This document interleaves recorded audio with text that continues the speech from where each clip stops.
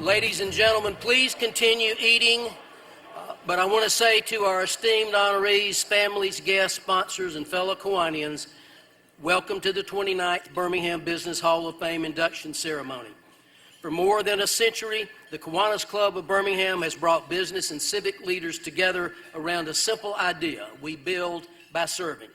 The Birmingham Business Hall of Fame reflects that same commitment. Since 1997, we have honored leaders who have demonstrated extraordinary leadership and made a lasting contribution to the greater Birmingham community. Today, we add 3 remarkable leaders to that legacy. But it's my pleasure right now to invite another remarkable leader to the lectern. That's fellow Kiwanian and Birmingham Mayor Randall Woodfin. Mayor.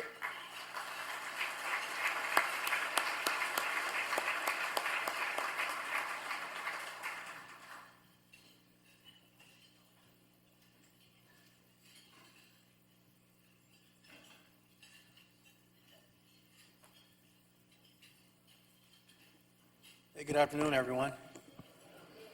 It must be a pretty important meeting. Seems the hall and room has been expanded and almost every seat is filled. It's good to see fellow Kiwanians this afternoon. You have to forgive me also. I'm not able to stay with you. I actually walked out of a city council meeting, but they got some other things they need to vote on, so I'm going to have to go back. Hopefully they'll finish and I get the chance to come back and finish being with you. But in this brief moment, I first want to acknowledge the 3 men that are being recognized and honored today for their service and commitment, which goes well beyond our business community, but their impact in our community. And that is in no particular order: to Mike Moran, Larry Thornton, and as well as George Barber. These are titans in our community. I think we know them on some level, but as I've had a chance over the last 9 years to get to know each of them individually, I can tell you how they show up. Well, 2 of them, how they continue to show up, and one who we think about and has created a legacy well beyond the city of Birmingham, but for the state of Alabama. On behalf of a grateful city, I want to express my sincere gratitude for their legacy and impact in this city. Which leads me to my next note, and actually my final note. As you continue eating, we think about the legacy of the city of Birmingham and how the business community has always shown up. I would just say, let their 3 legacies be a reminder of the continued work that the business community has to continue to do on behalf of the city of Birmingham as it relates to not just our past and present, most importantly to our future. I know 2 of these titans have no interest in stopping right now. They're not going to go past this meeting today and go sit on the couch somewhere. I know both of them very well. They still have a significant amount of ambition in them. But as I like to tell people, and I am reminded to tell people, and I think every Kiwanian should know this, life works best when ambition is balanced with purpose. Life works best when ambition is balanced with purpose. And as we consider the impact they've had in our business community, these 3 men also live in and live out their purpose. And so congratulations to you, and thank you all for being here to support them. Thank you.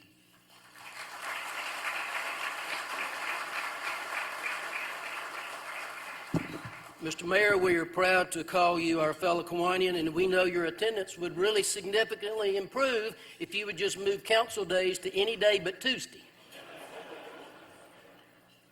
All right, I'd like to now ask Birmingham Business Hall of Fame Chair and past Kiwanis President Nelson Bean to come forward to lead today's induction ceremony. Nelson?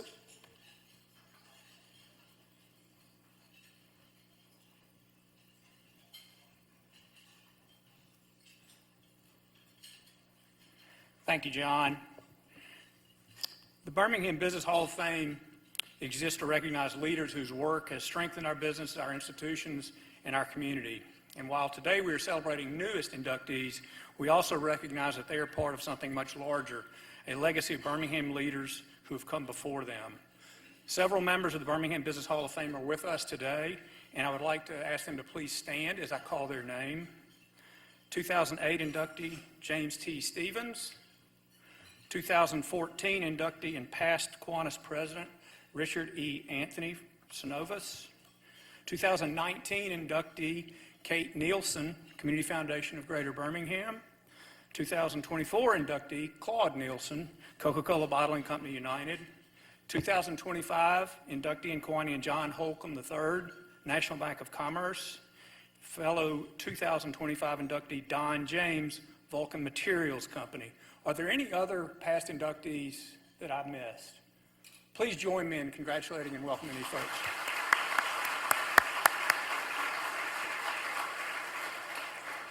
There's one more Hall of Fame leader we want to remember today. For nearly 3 decades, past Kiwanis president and 2016 Hall of Fame inductee J. Mason Davis was an important part of the Birmingham Business Hall of Fame and the Kiwanis Club of Birmingham. It is my pleasure to invite past Kiwanis president Tracy Moran Adams to the podium for a special video tribute. Tracy.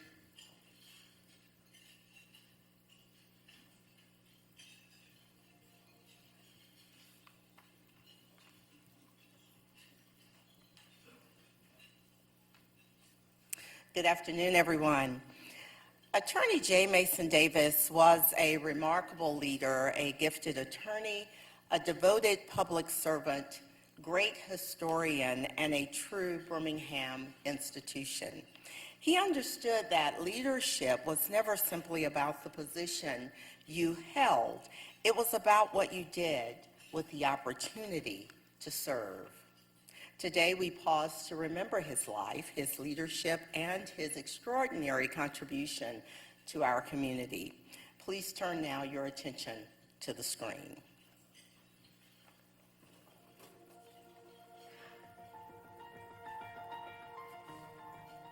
My full name is Julian Mason Davis, Jr. I was born here in Birmingham, Alabama on July 30th, 1935. J. Mason Davis, an attorney from Alabama, a towering figure in Alabama's legal community, and a steadfast advocate for justice, equality, and human dignity. Mason was one of those people, just really determined and kind, but deliberate. My office was right next to his, and I just would talk to him every day, and he was just one of the most pleasant people I've ever known. He entered a legal landscape defined by segregation and entrenched inequality. Rather than accept those conditions, he challenged them.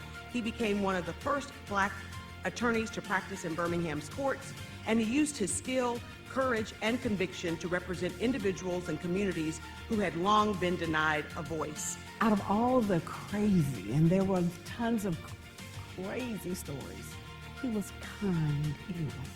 Beyond the courtroom, Mr. Davis was a mentor, a teacher, a bridge builder. He served in leadership roles at Alabama's most prestigious, one of Alabama's most respected law firms, and helped open doors for opportunity for young attorneys to follow in his footsteps. His contributions were numerous. Alabama is a better place because of J. Mason Davis lived, worked, and served there. The legal profession is better because he insisted that it live up to its highest ideals, and our nation is better because he never stopped believing in the possibility of a more just and inclusive society. Well, Mason was a first in so many things. He was the first Black president of the Birmingham Bar Association, first Black president of Kiwanis, and he was just a first in so many different areas. But he had such a good attitude, and you just never felt any awkwardness or bitterness or anything with that. He just took the opportunity and was very welcoming to everybody, and he was a fabulous ambassador for the city. This was a great family. It is a great family. He is a great person. And I'm just glad that we have the opportunity to remind people of that greatness.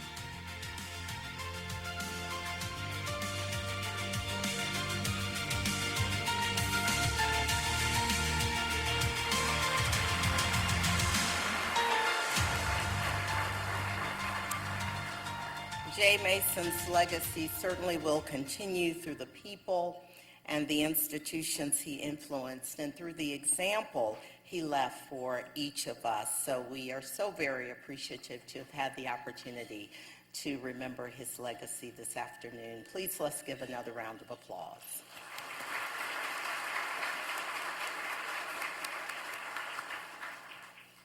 Thank you, Tracy. What a wonderful tribute to a great man. Thank you very much. And now we welcome the newest members of the Birmingham Business Hall of Fame. These leaders represent different industries, different paths, and different stories. But each has used leadership not only to build successful organizations, but to make Birmingham stronger. So let's begin. Our first inductee in the 2026 class, the late George W. Barber, Jr., chairman and owner of Barber Companies, Barber Dairies, Barber Marina, as well as the founder of Barber Vintage Motorsports Museum.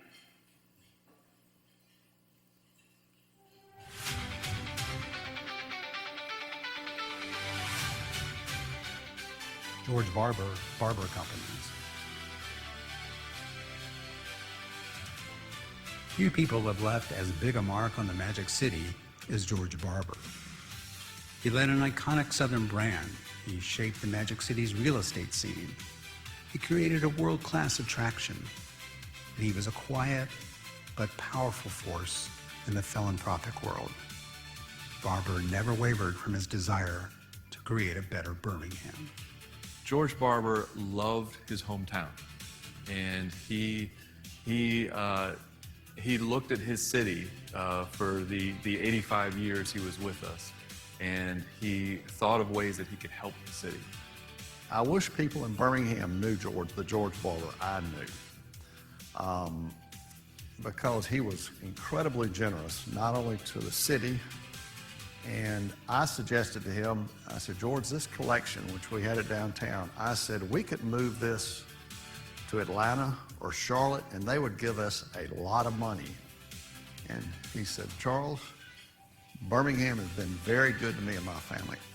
He goes, I want it to be in the city of Birmingham. I want to give back to the people who have supported me all my life.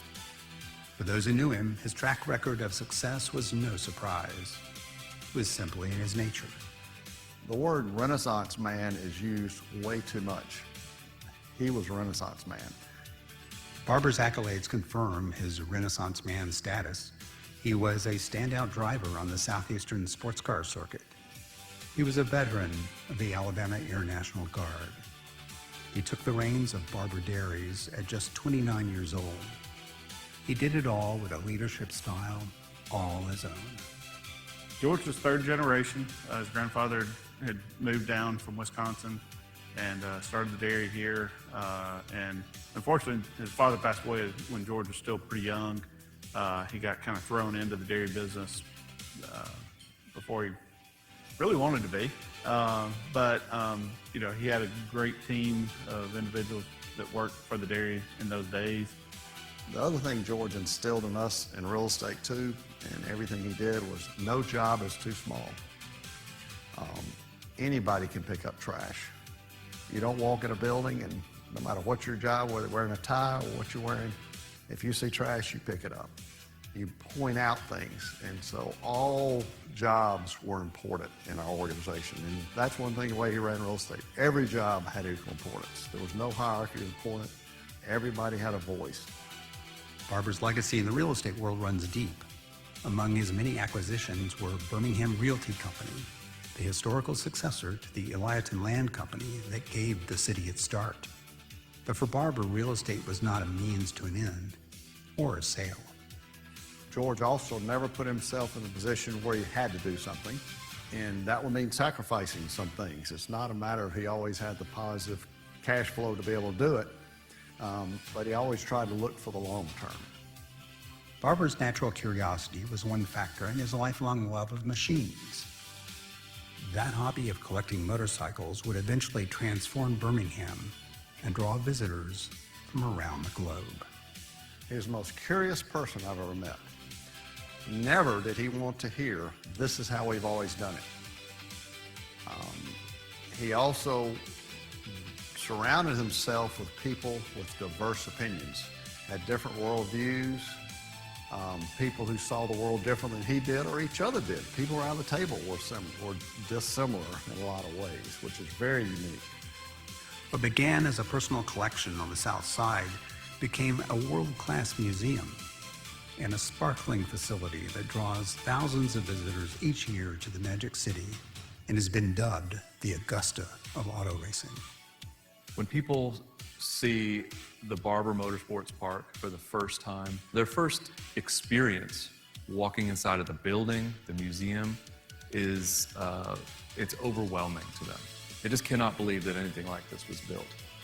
A lot of people don't realize George didn't even start the museum till he was 60.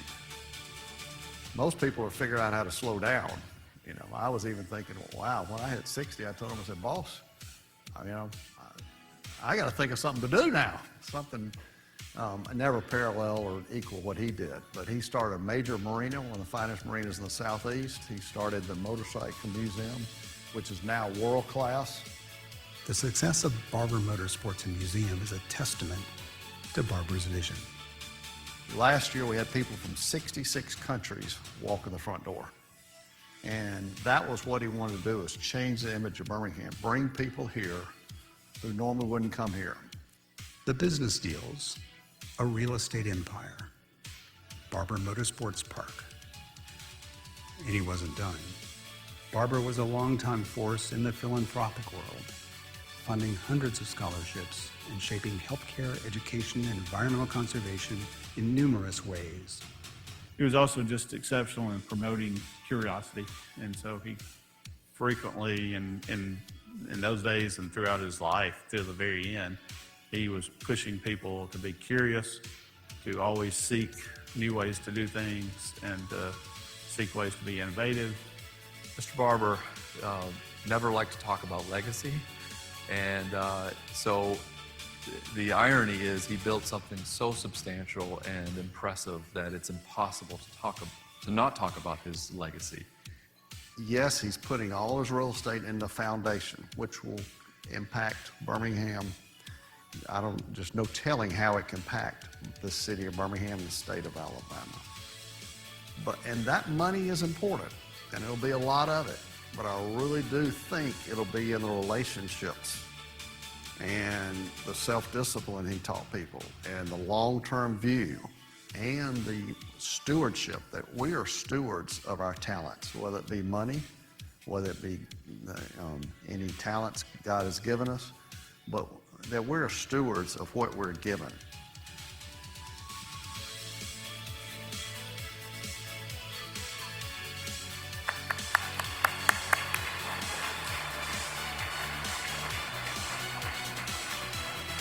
Please join me in welcoming Charles Miller, President of Barber Companies, to the stage to accept the award on behalf of George Barber.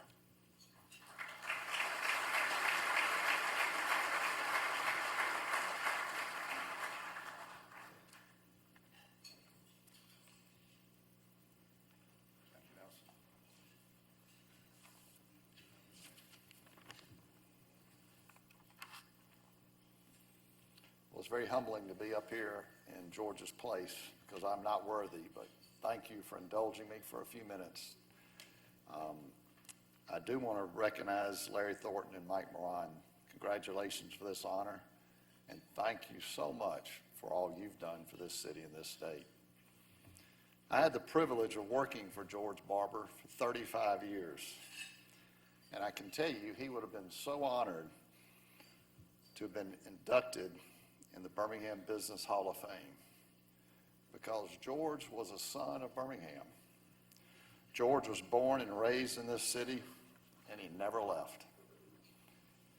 As you saw in the film, he loved Birmingham, and he loved the state of Alabama. But although he spent his life making an impact through his philanthropy and through the numerous companies that you saw in the film, I was always surprised that so many people had no idea about everything that George did, and they especially didn't know his motivation for doing these things, which was a deep love for and a responsibility to this community. Therefore, I really want to thank this committee and this club for telling people about George Barber's impact on this city and this state. I have to tell you, though, if George had been here, he would have not mentioned any of his accomplishments. Because for George, it was always about people. I know he would have thanked all the people that helped him along the way. He had so many people in the business community that mentored him, and he gave them credit for most of his successes. And also, he would have thanked everyone that has worked for him. George would often say to me, "Charles, without people, we have nothing." He was always asking me, "Are we doing enough for our people? What else can we do?" Well, he cared deeply for them, for all of his employees. But I'll also tell you, they cared deeply for him. I have never known someone so widely loved by his employees. So on behalf of those that cared deeply for George Barber, thank you for honoring our boss, our mentor, and our dear friend. Thank you.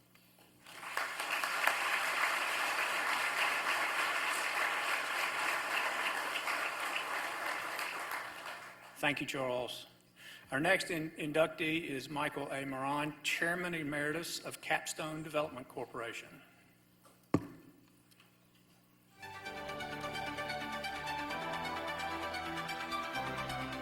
Michael Moran, Capstone Development. Michael Moran didn't set out to revolutionize an industry, but that's exactly what he did. Over the course of a lengthy career in real estate, Moran proved to be a visionary, an innovator, and a talented executive who left a huge mark on an industry and on the Magic City. If you got to know him and were in business with him, would be someone you would grow to trust and respect, and that all came true. He's not just doing things and cutting corners on the front end to just meet it into a short-term return, box, which means we get great projects that are done that are going to be here and be great for many years to come. People were drawn to Mike because of the creativity of his idea, the soundness of the business plan to grow into a national leader in the student housing marketplace, and to have a company that, Mike's phrase, can grow like the skin of an onion. Moran graduated from the University of Alabama in 1972 and started his career as an accountant. By 1985, he was leading development for BEK, a company building apartment complexes near college campuses. In 1990, he left that role to launch Capstone Development, which utilized a leased-by-the-bed model of student housing. That model would revolutionize the real estate industry. I remember going into Colonial Bank at the time and talking to the lender about our vision for student housing, a long-term hold strategy, and they looked at us like we were crazy. You want to own student apartments and you want to be a long-term owner and manager and holder?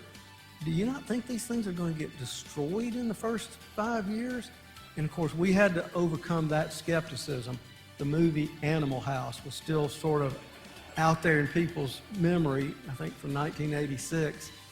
And that's what everybody thought. Student housing is Animal House. And we had to overcome that with a vision for something that was much more sophisticated. Over the next 22 years, Capstone expanded rapidly, constructing billions of dollars in student housing projects while continuing to innovate with its business model.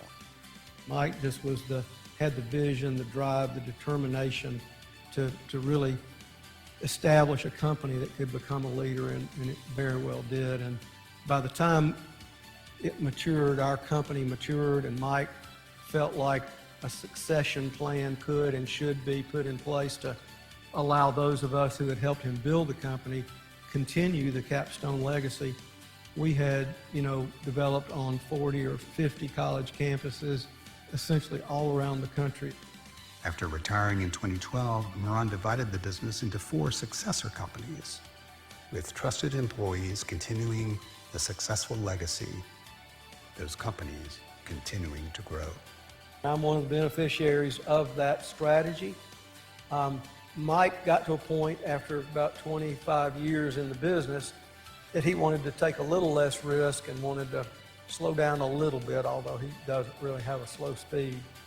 But he wanted to take Capstone into a new chapter, and he wanted that new chapter to involve more opportunity for people who had helped him grow CDC, the original company. And so after exploring a variety of succession or continuity plans, sale of the business, potentially, he settled on breaking the one company into 4 companies that were successor companies by the divisions, and allowing the people who had run those divisions within CDC to start a new company on their own, standing on the shoulders or built on the foundation of the original company. Despite the retirement, Moran wasn't done leaving his mark on Birmingham's business world or the community. There's no one active right now that I can think of that has done more to not only restore things that are of value to the city to keep them around for a while, but then has added new things, not just in downtown, but across the region from Homewood to Chelsea. He became a prominent real estate investor who's been involved in some of the most high-profile projects in the metro area, including the landmark renovation of Birmingham's Federal Reserve Building, the Valley Hotel in Homewood, and the former Greyhound bus terminal in downtown Birmingham, among numerous others. Placemaking is a part of what he's doing. He's not just doing real estate development, he's really doing placemaking. They realize if they're going to a Mike Moran building, they're going to a place that has been done really well, and there's going to be this quality component to it. Moran has also been a force in the philanthropic world, serving on a number of high-profile boards and making a substantial donation to support the construction of Strand Harden Arena, a $10 million facility for the University of Alabama's Adapted Athletics program. He's had a tremendous impact, and sometimes a quiet impact that you don't know about. Sometimes he's out front. But he will definitely get behind the things he believes in and not just talk about it.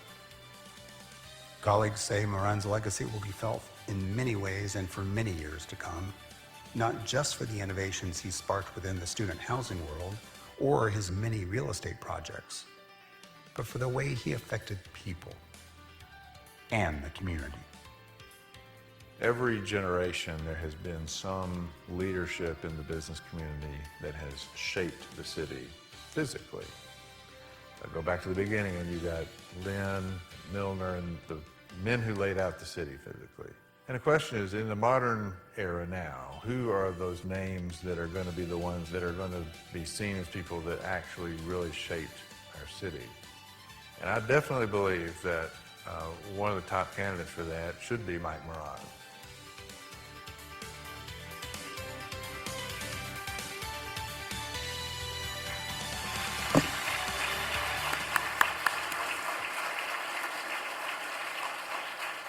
Please join me in welcoming Mike to the podium.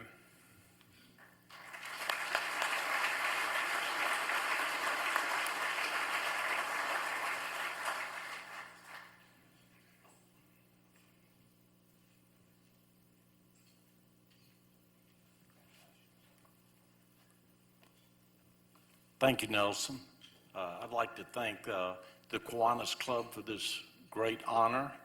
I'm sure there are many more deserving, but I can promise you none will appreciate it more than I do. I'd like to also recognize the people who came here to support me, many of the ones that are now principals of the successor companies that Jeff Jones talked about. It's almost like a paternalistic pride in seeing people who you care so much about do so well on their own, and they're doing a great job and flourishing. I, of course, want to recognize my wife, Kathy. We celebrated our 50th wedding anniversary about 2 weeks ago. And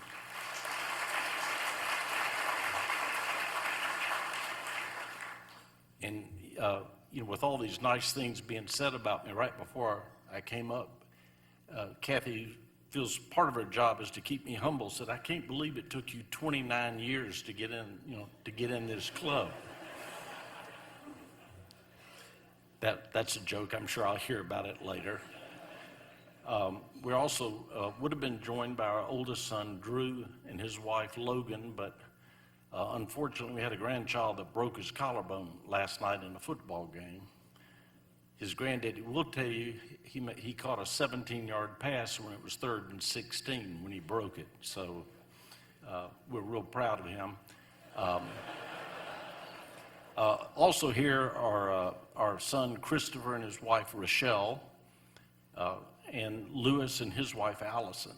Between the three couples, they have 8 grandchildren that I hate to tell the rest of y'all, but our grandchildren are the smartest, the cutest, the most athletic. But anyway, and to make everybody else jealous, they all live within 2.5 miles of us. So anyway, we're very blessed. In fact, a common Southern salutation is, "How you doing? How you doing, Mike?"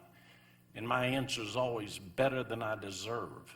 And I think today's a great example of that, to get such a prestigious award, to have friends and family here to enjoy it with me. So I thank you quite a bit. In closing, I'd like to send out a salute to the men and women in the U.S. Armed Forces who allow us to meet in peace and enjoy a meal like this with our safety assured. I think Sir Winston Churchill said it best: "Never have so many owed so much to so few." Thank you.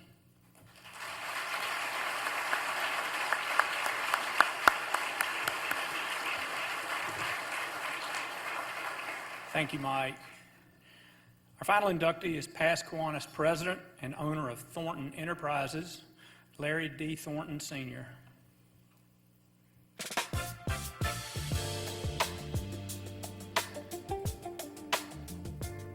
Larry Thornton, Thornton Enterprises.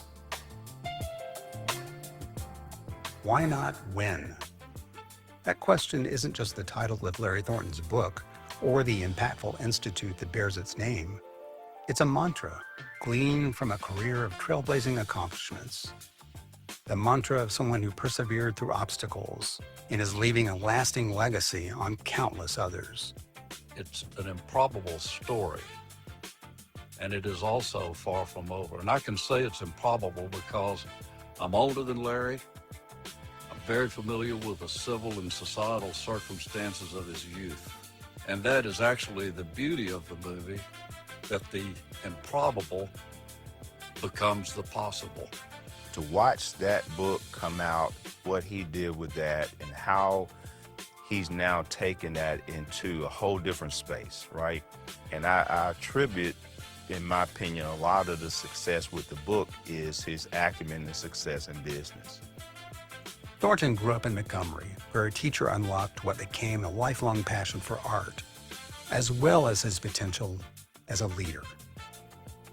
Thornton started his career as an art teacher in Vestavia Hills before budget cuts forced him to pursue another path.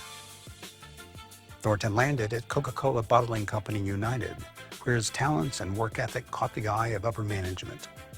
He rose through the ranks of the bottler. Coming out of the world of academics, teaching art at Vestavia High School, and that obviously is a quite different setting than the business world, and certainly different than managing a team that's working in our advertising department. And they were not accustomed to being led by an, quote, outsider. You have the capacity to look at everything through their lens as opposed to just through your lens. And at the end of the day, they admired you, appreciated you. In the corporate world, Thornton wasn't always welcomed with open arms. He persevered despite frequent obstacles, examples of discrimination, and worse.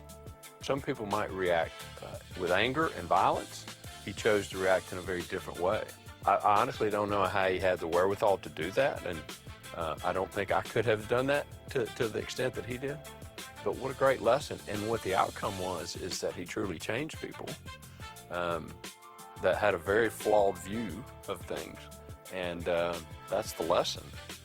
Eventually, Thornton decided to embark on a career as an entrepreneur. He became the first black owner of a McDonald's franchise in the Magic City. Once again, he found success, and his company added new locations, growing his restaurant portfolio. He's taken that restaurant business and vision and grown it into something now that, as a owner of a business that looks like me, his restaurants represent a level of success in our community that hadn't been replicated in that industry. He also became a longtime board member of Coca-Cola Bottling Company United, where executives say he has proven his value time and time again.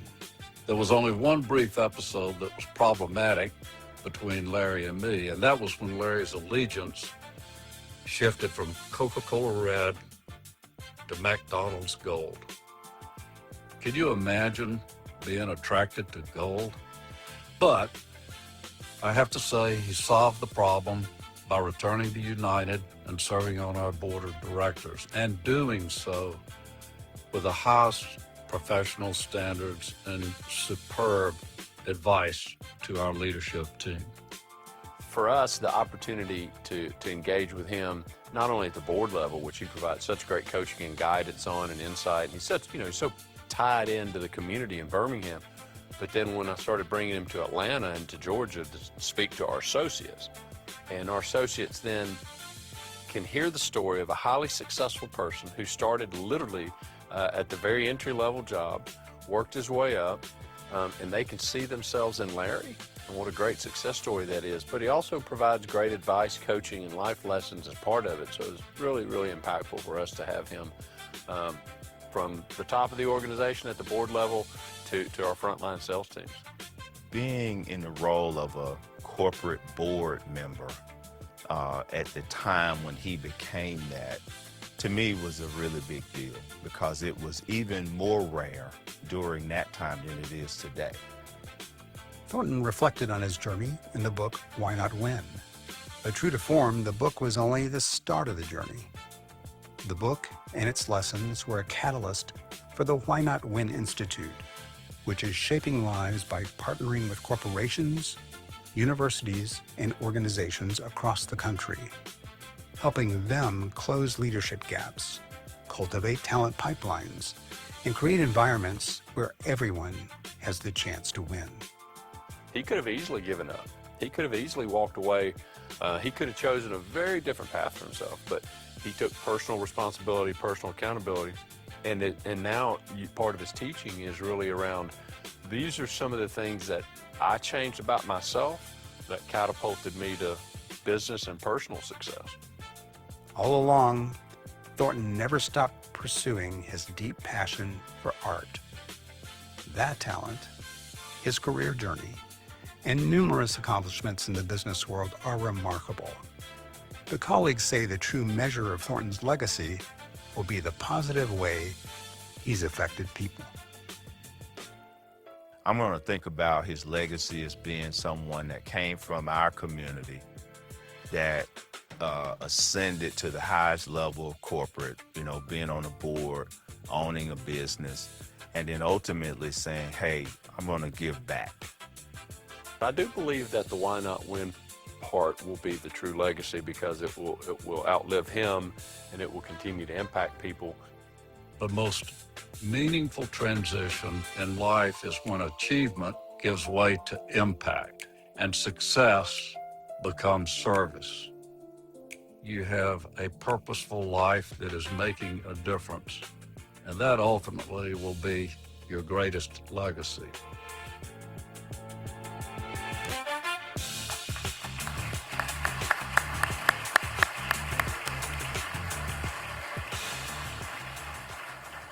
Dale, I'm thinking you may have had something to do with some of those early pictures. I may have to talk to you later. Please join me in welcoming Larry to the podium.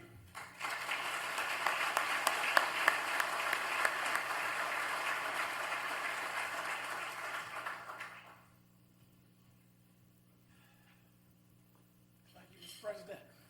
Thank you. Well, how about that, Claude? My goodness. I was with Scott Adams just yesterday for lunch. We don't let more than 2-3 months pass that we don't get together. No agenda, but we spend time. But he's congratulating me, and I said, Scott, since 7 years old, all I ever wanted to be was a little black Rembrandt. And today, I'm being inducted into the Business Hall of Fame. I got my call from Nelson, great Nelson. I'm shocked, surprised, but when I saw Mike Baron, your name and the George Barber family, it's like, wow, this is awesome. And I appreciate that. But I think it's safe for me to say that now that we've seen the videos, I could speak for all three of us. Our accomplishments, our achievements, our fancy titles mean nothing if we can't make life better for somebody else. That's what you saw in all of these examples today. I've always been something of a goer. Never did a whole lot of get set, get ready. I just go. And when you do that, Claude, you're going to fall in a lot of ditches. But if you know good people who will get you out of those ditches, and I can tell you, it's almost embarrassing to be standing here because so many other people made the difference. And so, Claude, thank you. Richard Anthony, thank you for inviting me to be on the board of directors of First Commercial Bank, which went on to become Synovus, which you chaired, and then now Pinnacle Synovus. That was 32 years ago. Richard, you and I were in a board meeting just Thursday. What a great run. But when I got that call from you and Rob Couch, I didn't want to let you know this, Richard, but I said, Jesus, what does a board member do? I called Claude Nielsen. Claude, what does a board member do? Here was his advice. Larry, for the first year, just be quiet. Great advice, Claude. After a year, I was elected chairman of the audit committee, which was before Sarbanes-Oxley and the fall of the market in 08 and 09. Y'all remember all of those things, but it's been just a wonderful run to be able to stand here, starting from Coca-Cola, where I learned business watching these individuals, on to McDonald's, and then on to Synovus Bank, Pinnacle Synovus. All of that was just a pathway to get to why not win. And I couldn't be more proud. So for all of these years, I've been hanging around CEOs and CFOs and COOs. But I want you to know, Claude, that I have transitioned now to a group of academicians. We have about 7 here, and I got to run through this, Dr. Leveille, just so that y'all can see my world. Now, I've figured out business.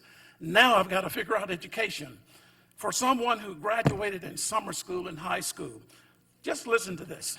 We have with us today Dr. Jason Cable, athletic director of my alma mater, associate or deputy director, Dr. Leveille. Dr. Chris Johnson, raise your hand.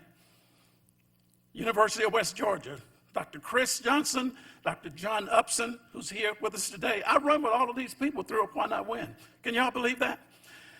Eminent scholar, Dr. Dave Ketchum. Dave, what's an eminent scholar? Sounds like you should be wearing a scepter, carrying a scepter and wearing a crown. He is a business scientist.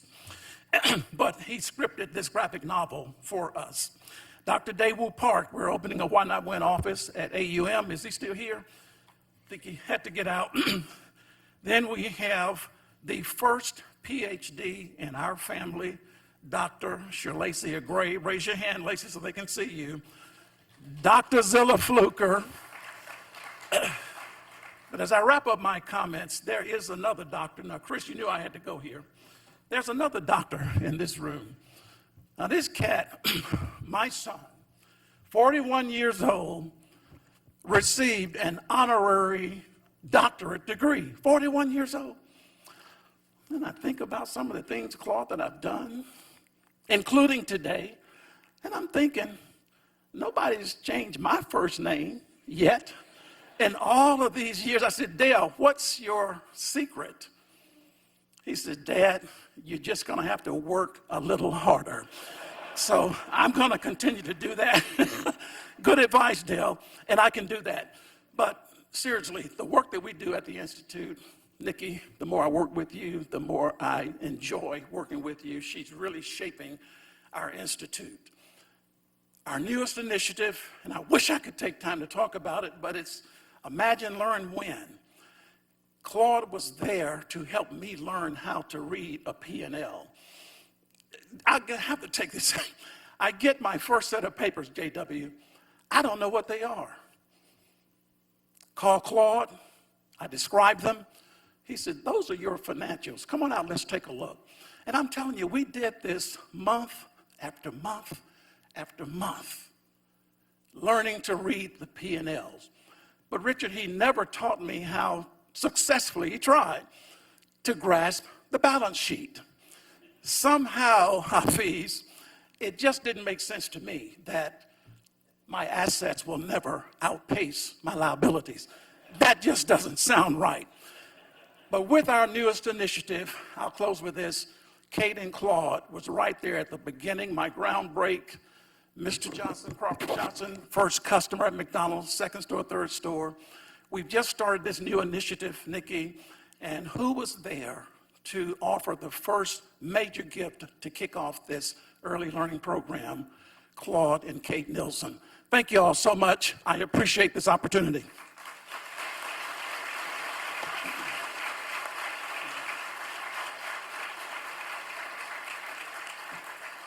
Thank you, Larry. What a great story. Claude, I will assure you, after 1 year, he did speak up. There was no question about that. I now have the distinct honor of welcoming Alabama Senator Gerald Allen of Tuscaloosa, representing District 21, to the lectern for a special presentation.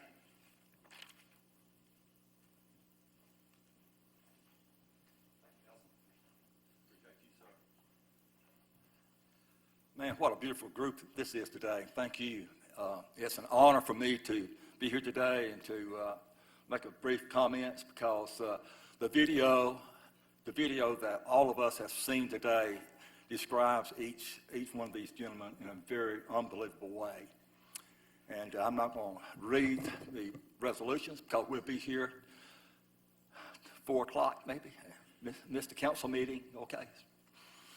But when I received a magazine that laid out these 3 gentlemen, and I read those carefully, and I identified with each one in such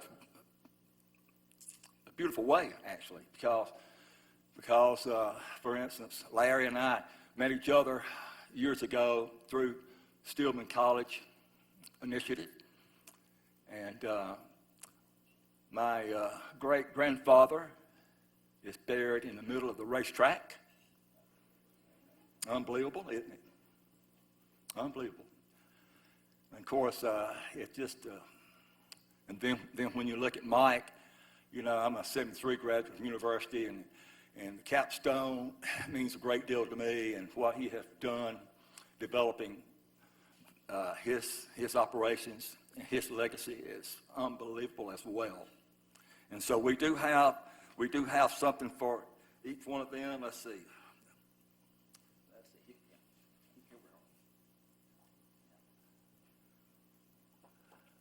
By the way, these resolutions, we're not in session, by the way. Good for you. But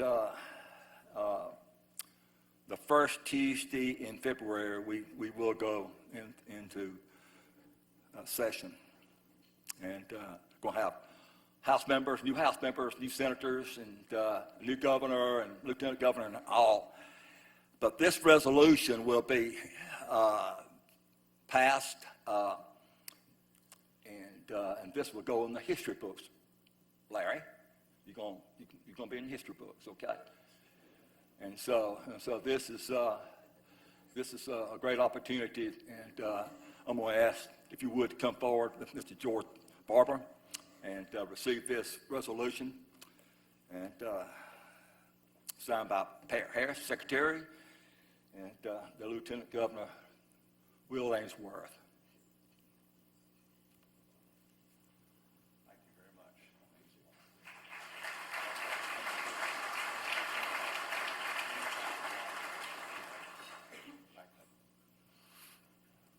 I just shared a thought with him.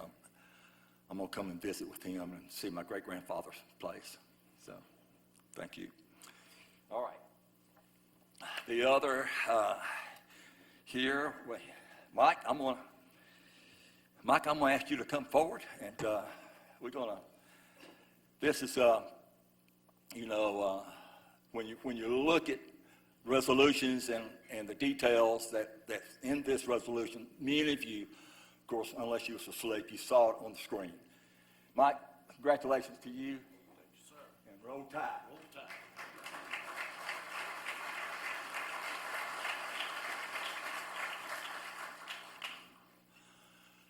1973 was a long time ago, Mike. Man, unbelievable. Larry, if you would come this way, please, sir. In his book, of course, I pulled it off the shelf last evening, and I read, and I marked all through it. Chapter 16, Larry, am I right? Plan your past. And it's so important to know that and to recognize the fact that every living soul that's in this beautiful building today will live somewhere forever. And Larry and his book, it lays it out so well how we need to manage our lives. And Larry, I want to thank you, and come here, and just want to tell you how much I appreciate you. Thank you so much.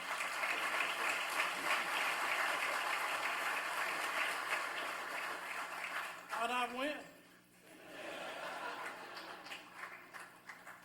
Nelson, thank you for this opportunity, and we'll turn the program back over here. So, good.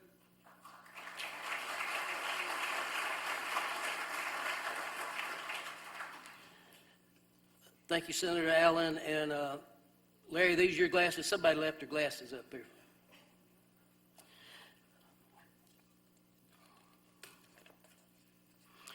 All right, folks, let me thank all of the guests who are here and guests of our honorees. Let me thank the past honorees who are here. It's always great to see you, and thank you again for what you've contributed to this community. To all the Kiwanians who made it, even a few Rotarians thrown in, we always welcome Rotarians to come to this room on Tuesdays to see what good programs really look like. Let me say, we got just a minute, let me just say quickly something about these three honorees. We have tried a number of times to honor George Barber. Amy Camp told me today, 15 years ago, we tried to honor him. A couple of years ago, I called up Charles Miller. We were Leadership Alabama classmates. I thought I was very persuasive. I said, John, we're not doing it. He doesn't do any of the things he does for the honor or the glory. So then I thought, well, I'm a persuasive guy. I said, Charles, you don't just honor the man himself, you honor the whole team. He said, nice try, John. We're not doing it. But he did add, he can't live forever. And so we're sorry you lost your friend, you and the whole team, but he made so many contributions, and I'm glad we were able to let you tell his story through that video. Mike, we need to also mention your sidekick, Mike and Kathy, have just headed up a campaign at the University of Alabama to raise, I think, $1.5 billion. They weren't successful raising the $1.5 billion. They raised, over 1.8 now and still climbing. Great work. As a two-time alumnus of the university, I appreciate y'all's efforts. I was talking to Mike earlier. You know, he told you they've been married 50 years. I said, God, Mike, that's a long time. What's the key to being married for 50 years? He said, it's easy. For 50 years, we both have been in love with the same man. Congratulations, Mike. Finally, my friend Larry. Folks, if you do not have the book, Why Not Win, you need to get it. You need to read it. It won't take that long. It'll make you laugh. It'll make you cry. It will inspire you. Larry talked about being that little black Rembrandt. Outside, I hope you've seen it, is his magnificent drawing of Maya Angelou. And when he presented that to her, and you'll read this in the book, she said, would it be possible for you to do another one of these to give to a friend of mine? And he said, sure, who's the friend? She said, Oprah. Any of the rest of you have your artwork hanging in Oprah's home or wherever it is? Larry, we love you. We thank you for your service to this club. To all of the honorees, we thank you. Let us thank our sponsors once again. I'm not going to run through them all, but you'll see them on the screen if we can throw them up there. I want to thank the whole Business Hall of Fame committee, past President Tracy Morant Adams, for that great tribute to Mason. You know, Mason had you thought you were listening to the Lord himself with that voice of his, but great tribute, and we are going to miss him. Secretary Susanna Schuler, Kawani and Chuck Holmes, who was the voice of the Hall of Fame videos, all the organizations and volunteers, and our great staff that made today possible. Most importantly, again, to our honorees and their families for allowing us to celebrate your accomplishment. We ask the honorees and families to hang around down front as soon as we're through for some photographs. For any of you who parked in the deck across the street, please see Kiwanis staff downstairs to get a parking validation. We thank you for joining us. Folks, we are adjourned.